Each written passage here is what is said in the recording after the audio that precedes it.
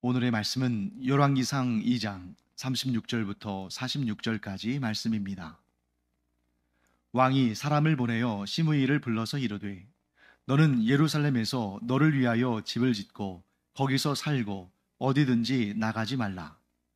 너는 분명히 알라. 내가 나가서 기드론 시내를 건너는 날에는 반드시 죽임을 당하리니 내 피가 내 머리로 돌아가리라. 시므이가 왕께 대답하되 이 말씀이 좋사오니 내 주 왕의 말씀대로 종이 그리하겠나이다 하고 이에 날이 오래도록 예루살렘에 머무니라. 3년 후에 시므이의 두 종이 가드 왕 마아가의 아들 아기스에게로 도망하여 간지라. 어떤 사람이 시므이에게 말하여 이르되 당신의 종이 가드에 있나이다. 시므이가 그 종을 찾으려고 일어나 그의 나귀의 안장을 지우고 가드로 가서 아기스에게 나아가 그의 종을 가드에서 데려왔더니 시므이가 예루살렘에서부터 가드에 갔다가 돌아온 일을 어떤 사람이 솔로몬에게 말한지라. 왕이 사람을 보내어 시므이를 불러서 이르되 내가 너에게 여호와를 두고 맹세하게 하고 경고하여 이르기를 너는 분명히 알라. 내가 밖으로 나가서 어디든지 가는 날에는 죽임을 당하리라 하지 아니하였느냐. 너도 내게 말하기를 내가 들은 말씀이 좋으니이다 하였거늘 내가 어찌하여 여호와를 두고 한 맹세와 내가 내게 이른 명령을 지키지 아니하였느냐. 왕이 또 시므이에게 이르되 내가 내 마음으로 아는 모든 악 곧 내 아버지에게 행한 바를 내가 스스로 아나니 여호와께서 내 악을 내 머리로 돌려 보내시리라. 그러나 솔로몬 왕은 복을 받고 다윗의 왕위는 영원히 여호와 앞에서 견고히 서리라 하고 여호야다의 아들 분하야에게 명령하매 그가 나가서 시므이를 치니 그가 죽은지라. 이에 나라가 솔로몬의 손에 견고하여지니라. 다윗과 솔로몬 왕조에 대한 배신한 사람들, 그 배신자들에 대한 조치가 이어집니다. 자, 우리가 이전에 제사장 아비아달과 또 군사령관 요압이 징벌을 받는 내용을 봤죠. 그래서 제사장 아비아달은 제사장 직분에서 파면을 당하고 자기의 고향인 아나돗에 유배가 됩니다. 그 다음에 군사령관 요압은 그가 제단불을 잡고 살려달라고 이렇게 제단불을 잡고 버텼지만 결국 솔로몬이 그를 죽이라고 명령해서 결국 사형을 당하는 거죠. 자, 그 다음에 오늘은 누가 등장하냐면 시므이라는 사람이 등장합니다. 자, 시므이는 사울 가문의 사람입니다. 사울은 다윗 이전의 이스라엘 왕이었죠. 자, 그러니까 이 사울 가문의 사람들의 입장에서 보면 물론 사울 왕이 정말 괴팍하고 또막 악령에 시달리고 또 다윗을 죽이려 했고 그렇긴 하지만 또 팔은 안으로 굽는다고 이 사울 가문의 사람들이 볼 때는 다윗이 원수죠. 만일 다윗이 없었다면 사울, 요나단 이렇게 하면서 사울의 그 가문이 계속해서 이스라엘의 왕위에 있을 텐데 다윗 때문에 왕위를 빼앗겼다. 사울 가문에서 다윗의 가문으로 왕조가 넘어갔다. 이렇게 생각하니까 속으로 지금 뭐 다윗이 실권을 잡고 이스라엘의 왕이니까 어쩔 수는 없지만 그런데 계속해서 그 다윗에 대한 불만을 가졌을 겁니다. 그런데 이 시므이가 어떤 일을 벌이냐면 다윗이 압살롬의 반역으로 인해서 압살롬이 이제 왕이 되겠다고 이렇게 쿠데타를 일으킨 거죠. 그러니까 다윗이 아들과의 전쟁을 원치 않았습니다. 그래서 예루살렘 성을 떠나서 요단강을 건너가려고 하는데 그때 시므이가 그때까지만 하더라도 조용히 살았거든요. 왜냐하면 사울은 죽었고 다윗이 이스라엘의 왕이 되어서 이제 실권을 가졌으니까 그때 뭐 다윗에 대해서 뭐 비방한다든지 뭐 원망한다든지 대적한다든지 그러면 자기가 죽으니까 조용히 있다가 그제서야 나타납니다. 언제요? 다윗이 예루살렘 성을 떠나서 피난 갈 때. 그러면서 다윗을 뒤쫓아오면서 갖은 조롱과 모욕과 심지어 저주를 퍼부었어요. 그때 얼마든지 다윗이 시므이를 처단할 수 있었습니다. 그리고 다윗의 신하들도 저 시므이를 죽이겠다고 나섰습니다. 그런데 다윗이 그렇게 하지 못하게 했죠. 왜 그렇습니까? 내가 지금 하나님의 징계를 받아서 이렇게 지금 쫓겨난 상황에 있는데 하나님께서 저 시므이의 입을 통해서 나에게 책망하시는 것일 수 있으니 내가 그를 죽일 수 없다. 그렇게 해서 시므이를 죽이지 않고 요단을 건너서 피신을 했죠. 그런데 하나님의 은혜 가운데 이 압살롬의 반역이 진압이 되고 이제 다윗은 다시 예루살렘에 있는 왕궁으로 돌아오게 되는데 그때에 요단 강변에 제일 먼저 나와서 다윗을 맞이한 사람이 정말 의외 중에 의외죠. 시므이입니다. 그렇게 저주와 악담을 퍼붓던 자가 제일 먼저 나와서 왕을 맞이하면서 이렇게 말하죠. 전에 제가 잘못했습니다. 부디 용서해 주십시오. 얼마나 뻔뻔해요. 그래서 다윗 주변에 있는 사람들이 전부 이 시므이에 대해서 막 지금 속에서 열불이 끓어오르는데 다윗은 이번에도 시므이를 죽이지 않습니다. 자기의 왕권을 도로 찾고 힘과 권력을 다시 되찾았는데도 불구하고 시므이를 그냥 살려둬요. 왜 그랬을까요? 시므이를 거기서 죽이면 충분히 죽일 만한 그러한 그 죄가 있지만 그렇게 해서 죽이면 사회 대통합이 이루어지기 힘든 것입니다. 그러니까 다윗은 자기 속으로도 지금 자기를 저주하고 조롱하고 온갖 악담을 퍼부은 사람을 살려두고 싶지는 않지만 그런데 그를 죽이는 것이 오히려 더 큰 손해라는 거죠. 왜?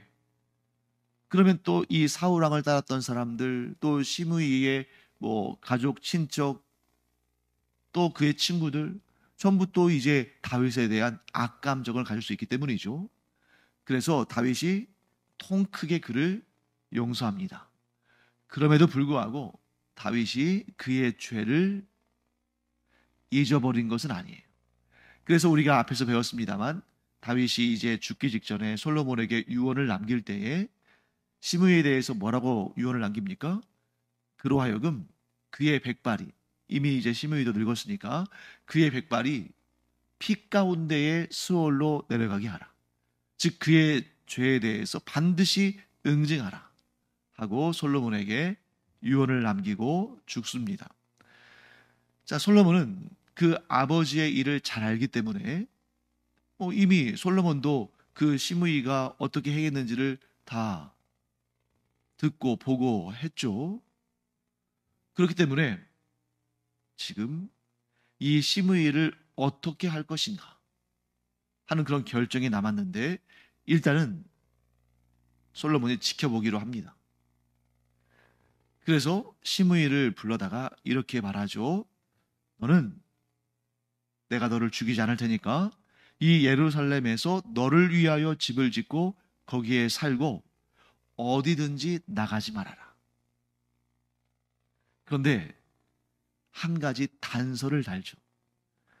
네가 만약 예루살렘 성을 떠나서 기드론 시내를 건너는 날. 자, 기드론 시내를 건너다는 것은 뭐냐면 이 기드론 시내는 흰놈의 아들의 골짜기와 함께 예루살렘 성의 경계예요. 즉 예루살렘 성의 경계를 넘어서면 너는 반드시 죽임을 당할 것이다. 자, 시므이가 이 솔로몬의 명령에 어떻게 반응했습니까? 기꺼이 응했습니다. 그럴 수밖에 없죠. 지금 솔로몬의 명령을 어기면 죽게 되니까. 일단 살고 봐야 되니까. 그리고 또 그 일이 그렇게 어려운 일도 아니죠. 자, 물론 예루살렘 성 안에만 거해야 한다는 것은 그에게 좀 자유를 박탈한 것처럼 보이지만 사실 이스라엘 전체에서 예루살렘 성이 수도고 거기에 왕궁도 있고 또 성전도 있고 모든 인프라가 가장 잘 갖춰져 있으니까 우리로 따지면 서울이잖아요. 서울 밖으로 나가지 말고 서울에서만 살아라. 이래도 얼마든지 살 수 있잖아요. 뭐 서울 밖에 뭐 좋은 게 뭐 서울보다 좋은 게 얼마나 있겠습니까? 자, 그러니까 이 시므이는 언뜻 듣고서 뭐 그렇게 나쁜 조건인 것 같지 않아요? 받아들입니다. 약속이 이루어진 겁니다. 자, 그럼 이제 그 다음에 어떻게 됐을 것인가? 그 다음에 이루어진 일에 대해서 성경은 이렇게 기록합니다. 39절 말씀 볼까요? 3년 후에. 자, 3년 후라는 것은 뭡니까? 그 3년 동안 시므이가 솔로몬과 맺은 약속을 잘 지켜왔다는 거죠. 3년 동안 꽤 오랜 기간이죠. 그런데 3년이 지나서 시므이의 두 종이 가드 왕 마아가의 아들 아기스에게로 도망하여 간지라. 어떤 사람이 시므이에게 말하여 이르되 당신의 종이 가드에 있나이다. 자, 가드 왕 마아가의 아들 아기스. 자, 가드는 어떤 곳이냐면 블레셋 땅에 있는 도시국가입니다. 자, 블레셋 여러분 많이 들어보셨죠? 자, 이 블레셋은 오늘날 지금 오늘날의 위치로 따진다면 지금 이스라엘과 팔레스타인 사이에 더 정확히 말한다면 이스라엘과 하마스 사이에 전쟁이 있고 지금 뭐 교전이 이루어지고 막 그랬는데 그 오늘날 가자 지구 이 오늘날의 가자 지구가 블레셋 지역이었어요. 그런데 블레셋에는 5개의 중요한 도시들이 있고 이 각각의 도시의 왕들이 있고 그들의 연합체가 블레셋을 구성하는 것입니다. 그래서 그 5개의 도시국가, 5개의 도시국가 연합체들인데 그 5개의 도시국가들이 뭐냐면 오늘 여기 나오는 가드, 그 다음에 가사. 이 가사라는 도시국가는 오늘날 이 가자 지구의 그 기원이 된 거죠. 그래서 성경에는 가사라고 되어 있고 오늘날 매스컴에서는 가자라고 말합니다. 근데 그게 이제 뭐 발음이 비슷하죠. 그래서 성경에 가사라고 되어 있는 곳이 오늘날 가자지구 이렇게 표현됩니다. 그래서 5개의 그 도시국가들이 뭐냐면 가드, 가사, 아스다롯, 아스돗, 아스글론, 아스돗, 그 다음에 에그론 이렇게 돼요. 그래서 이 5개의 도시국가들 중에 하나인 가드로 도망을 친 거예요. 그래서 가드에서 그 종들이 있는 것을 본 사람이 시므이에 와서 얘기를 해줍니다. 자, 그때 시므이가 어떻게 했어요? 그 종들을 찾으려고 일어나 나귀의 안장을 지우고 가드로 가서 아기스 왕에게로 가서 그 종들을 돌려받고 데려왔다. 이렇게 되어 있습니다. 그리고 그 사실을 누군가가 솔로몬에게 전했어요. 자, 왜 시므이는 자기가 예루살렘을 떠나면 죽게 된다는 그 솔로몬과의 그 아주 중요한 약속을 왜 지키지 않았을까? 자, 일단 시므이가 솔로몬과 맺은 그 약속을 잊어버리지는 않았을 것 같아요.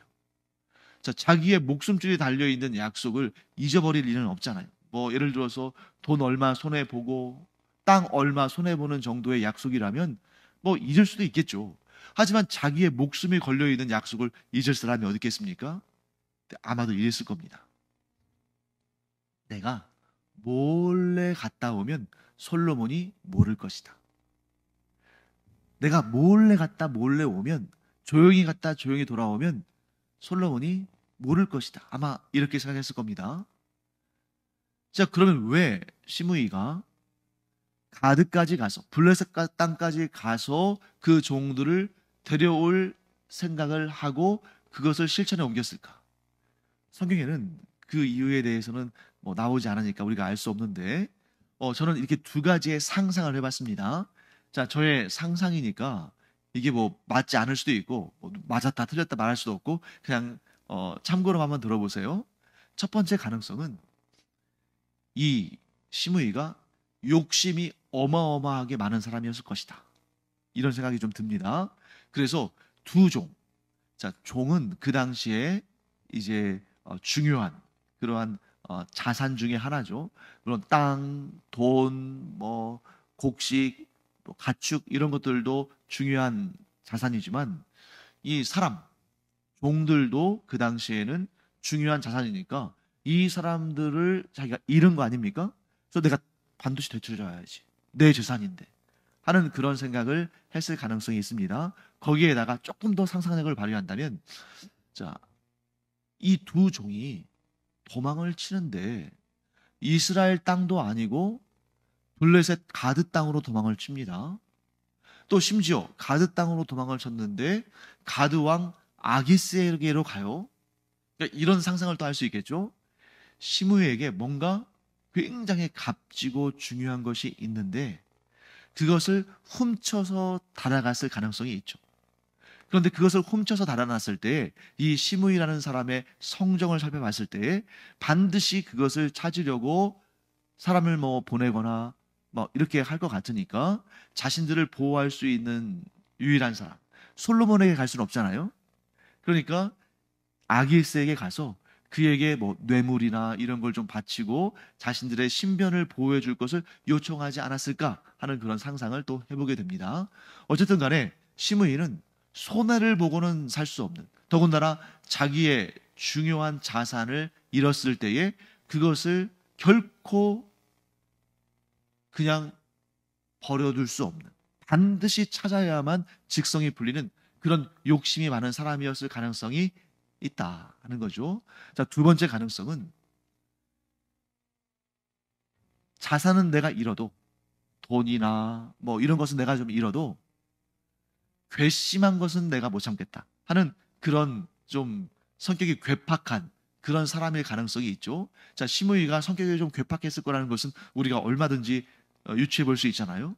그러니까 이 두 종의 몸값이나 그들이 훔쳐간 것이나 이런 것을 되찾아 오는 것이 뭐 목적이라기보다는 일단 너희들이 나를 배신해 하면서 그들을 응징하기 위해서 뒤쫓아가서 그들을 잡아왔을 가능성이 있습니다.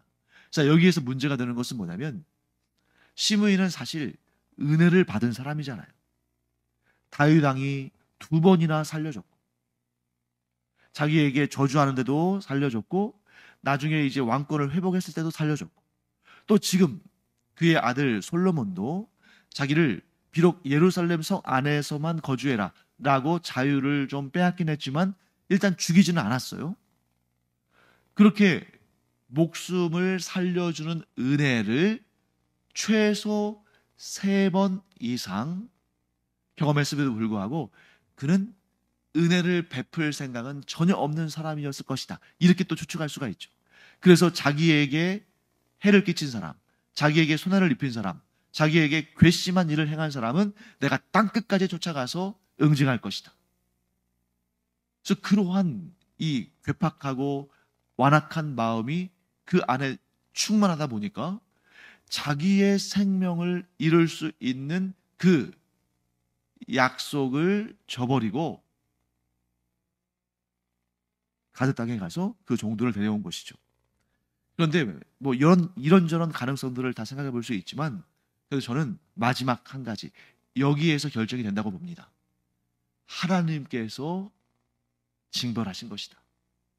자, 하나님께서 기름 부어 세우신 왕, 하나님께서 사랑하시는 왕, 하나님께서 기뻐하시는 왕 다윗을 막 저주했어요. 그런데 다윗은 자신을 저주하는 시므이를 용서했습니다. 그렇기 때문에 하나님께서 다윗이 회복되게 하셨어요. 반면에 시므이는 죄 없는 다윗을 막 저주하고 악담했습니다. 그 죄는 반드시 하나님께서 갚으시는데 왜? 하나님은 공의의 하나님이시니까 다윗 당대에는 하나님께서 시므이의 생명을 걷어가지지는 않으셨어요. 왜? 사회 대통합이 필요한 때였으니까. 그런데 이제 솔로몬의 왕권이 이제 안정적이잖아요. 왜냐하면 다윗 왕 때에 이런 모든 것들을 다 다윗 왕조가 든든하게 세워졌으니까 이때에 응징을 받게 하시고 징벌을 받게 하시는데 그때에 솔로몬의 명분도 하나님께서 세워주시는 거죠. 솔로몬이 시므이와 그러한 예루살렘 성을 떠나는 날에는 내가 너를 죽일 것이다 라는 그런 약속을 하지 않았다면 시므이가 가드 땅에 갔다 왔는데 그래서 시므이가 괘씸한 사람이라고 자 이렇게 또 몰아갈 수 있겠죠. 이 시므이가 가드 땅에 가서 아기스 왕을 만나서 역모를 꾸몄다. 이렇게 해서 몰아갈 수도 있지만, 그런데 그것은 어디까지나 그냥 자기만의 생각을 하고 또 사람들이 생각할 수도 있잖아요. 근데 분명한 약속이 있었고 그 약속을 어겼기 때문에 그를 처단할 수 있었던 것이고, 그것은 하나님께서 주신 지혜였고, 하나님께서 이 솔로몬은 견고하게 하시고 시므이는 그의 불의함에 대해서 징계하시는 그런 하나님의 이끄심이었다. 하나님의 방책이셨다라고 볼 수가 있는 것입니다. 자, 그래서 이제 어떻게 됩니까?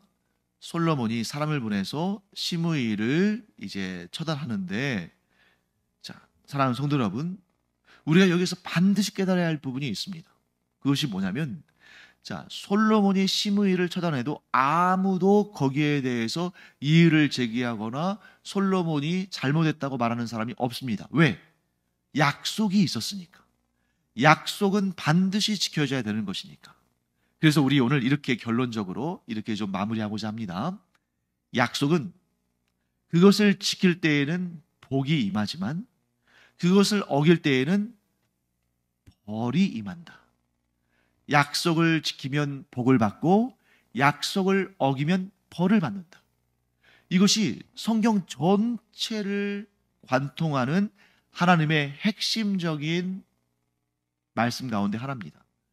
자, 이스라엘 백성들이 왜 나라가 망했습니까? 하나님과 시내산에서 맺은 그 약속. 나는 너희의 하나님이 되고 너희는 나의 백성이 되리라. 무엇하면? 너희가 이 율법을 지켜 행하면. 그리고 그 율법의 가장 중요한 핵심은 십계명인데, 그 십계명의 가장 중요한 두 가지 1번과 2번이 뭡니까? 다른 신을 섬기지 말 것, 우상을 만들지 말 것. 그런데 이 이스라엘 백성들이 이 다른 신을 섬기고 우상을 만들고 하는 그런 죄를 저질렀죠. 그것이 곧 하나님과의 약속을 깨뜨린 것인데, 그 약속을 깨뜨린 결과 그들은 나라가 멸망을 당하고 포로로 끌려가는 그런 고통을 경험한 것이죠. 그들이 약속을 깨뜨렸기 때문에, 약속을 지키지 않았기 때문에 벌을 받은 것입니다. 반면에 그들이 하나님과 맺은 그 언약을 지켜나갈 때 하나님께서 어떻게 하십니까? 이른 비와 늦은 비를 적절한 때에 주셔서 그 땅에 곡식이 잘 자라게 하시고, 또 가축들이 잘 자라게 하시고, 그들이 걱정할 것이 없게 하시고, 사면의 평화를 주셔서 전쟁을 치르지 않게 하시고, 혹 악한 나라와 민족이 이스라엘을 공격해 오더라도 하나님께서 그 힘과 권능으로 보호하시고, 걱정과 근심이 없게 하시고 기쁨과 감사가 있게 하셨지 않습니까? 오늘날 우리도 이 사실을 정확하게 깨닫고 우리가 실천해야 됩니다. 하나님과 우리 사이의 언약을 우리는 반드시 지켜야 된다. 그 언약을 지키는 것은 곧 우리에게 복이고, 그 언약을 지키지 않는 것은 우리에게 벌이 주어진다. 영원한 사망의 벌이 주어진다. 자, 그러면 어떻게 하면 하나님과 우리 사이의 언약을 지키는 것입니까? 오직 믿음으로. 하나님께서 우리에게 주신 그 구원의 복음을 믿고 의심치 않음으로, 그러므로 오직 하나님만 섬기고 그리스도의 복음만으로 우리가 구원을 얻으며 하나님의 말씀을 지켜 행하며 순종하는 이런 삶을 우리가 지켜내므로, 우리가 하나님과 약속을 지키면 반드시 우리에게 이 땅에서도 하나님께서 복을 주시고 영생의 구원의 복으로 우리에게 천국의 기쁨을 주신다. 이 사실을 꼭 기억하는 우리가 되기를 간절히 축원합니다. 기도하겠습니다. 하나님, 약속을 지키는 자는 반드시 복을 받고 약속을 지키지 않는 자는 반드시 벌을 받는다는 하나님의 그 공의로우심을 우리가 오늘 배웁니다. 하나님, 그러므로 하나님께서 은혜로 주신 이 복음, 예수 그리스도의 십자가의 죽으심과 부활로 말미암아 맺어진 이 언약을 저희들이 결코 깨뜨리지 아니하고 평생토록 오직 하나님만 섬기며 이 복음 위에 굳게 서서 믿음을 지켜내는 저희들 되기를 간절히 원합니다. 성령께서 저희를 도우셔서 저희들이 하나님의 나라에 가는 그 순간까지 이 약속 끝까지 지켜내도록 은혜 베풀어 주시옵소서. 또한 이 아름다운 전통이 우리 당대에서 끊어지는 것이 아니라 우리의 자자손손 대대로 예수님께서 재림하시는 날까지 이어짐으로 말미암아 저희의 가문들이 이 당대뿐만 아니라 후손 대대로 그 약속 위에 굳게 서서 그 약속을 지킴으로 구원을 완성하는 주의 종들 되게 하여 주시옵소서. 감사드리며 예수님의 이름으로 축복하며 기도합니다. 아멘. 기도하는 시간입니다.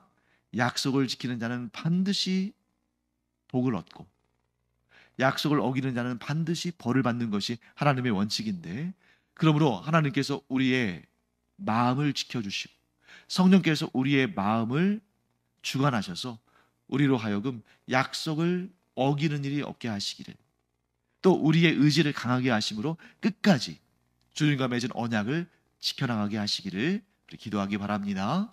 기도하겠습니다.